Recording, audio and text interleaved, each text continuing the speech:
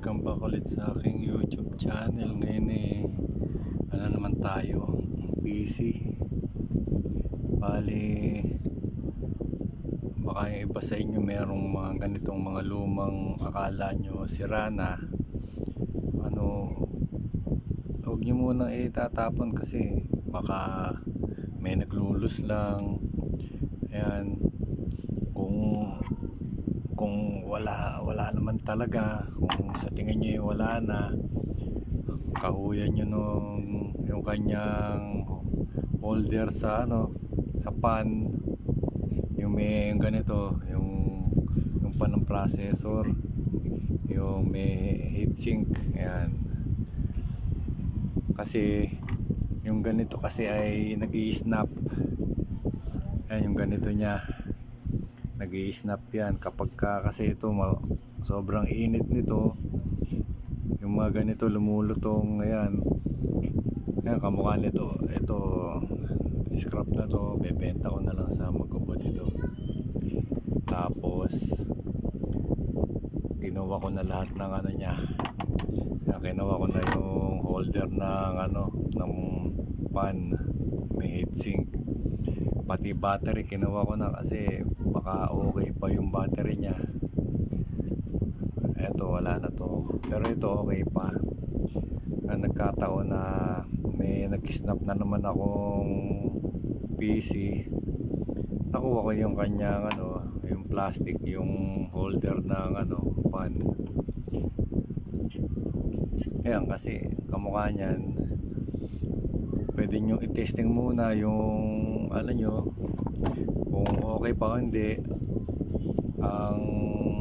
Ang isang para malaman nyo, ang isang way para malaman nyo kung okay pa,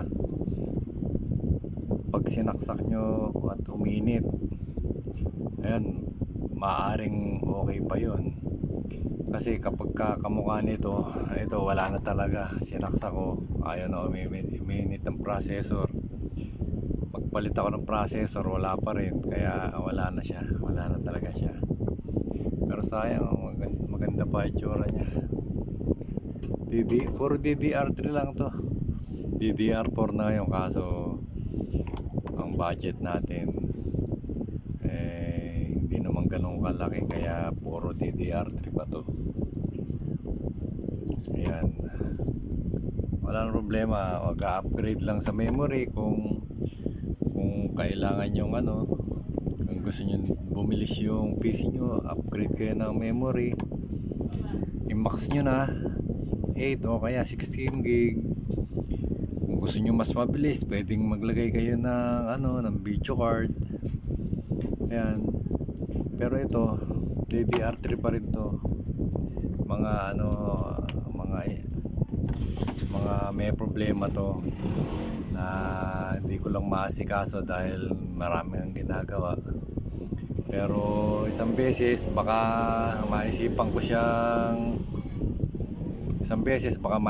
siyang ayusin, matsambahan natin ang problema niya. Di meron na tayong extra board. Ayan, ito, huwag nyo kakalimutan to. Alagyan nyo to ng thermal paste. Isa to sa mga nagpapalamig ng processor, kasi itong una umiinit. Ang isa pang issue, pwedeng pwedeng halimbawa, ayan, ganyan, nakaganyan siya. Tinesting nyo siya ng uminit siya, tas lumitaw sa monitor, okay siya, pinatay nyo, tas nilagyan nyo siya ng ganito, yung panya, yung heatsink. Ito kasi yung humihigop ng init, tas ayaw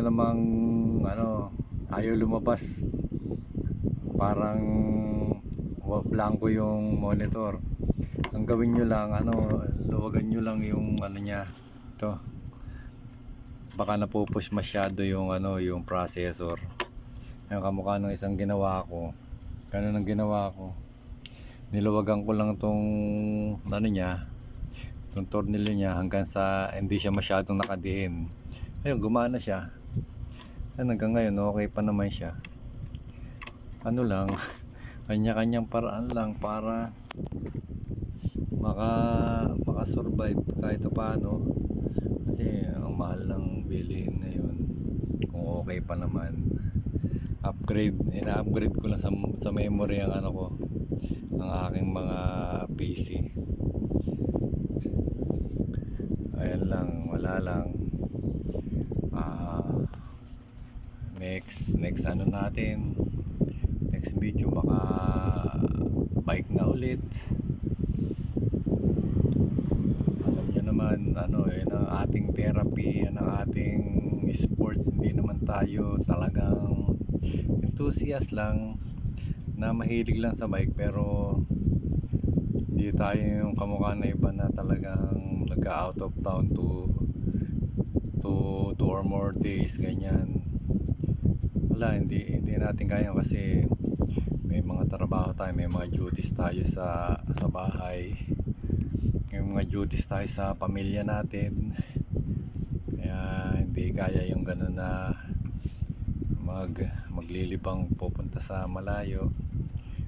Isang beses gusto ko ring subukan, sa ngayon dito lang muna. Ang lakad ko talaga more on may pupuntahan, may bibilin, may bibili. Ayan, dito lang tayo sa bahay kasi si nanay naalagaan natin. Hindi naman natin pwedeng pabayaan yung mga ano natin, pamilya natin. Ayan, marami tayong duties dito sa bahay. Yan, yung ano, hindi pa tapos yung ating pinapagawa hanggang ngayon. Yan lang, napag-usapan lang. Basta kung meron kayong mga ganitong mga old na motherboard, old PC, hindi mo na itapon. Baka may lumuwag lang, baka meron lang na misplace. Ayan, para maiwasan ang inyong maiwasan ng gastos, yan, ganyan. Siyempre kahit paano, ang buhay ngayon iba na, hindi ka mukha noon.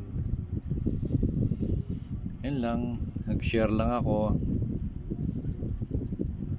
Kahit paano meron tayong konting alam sa ganito, sa PC, may konting alam tayo sa pagdodrawing. Basta mas maganda rin yung may alam kang konti-konti kaysa sa wala, di ba? Ayan, sige guys. Nag-share lang ng ating buhay-buhay. Yan, sige guys, hanggang sa susunod ulit.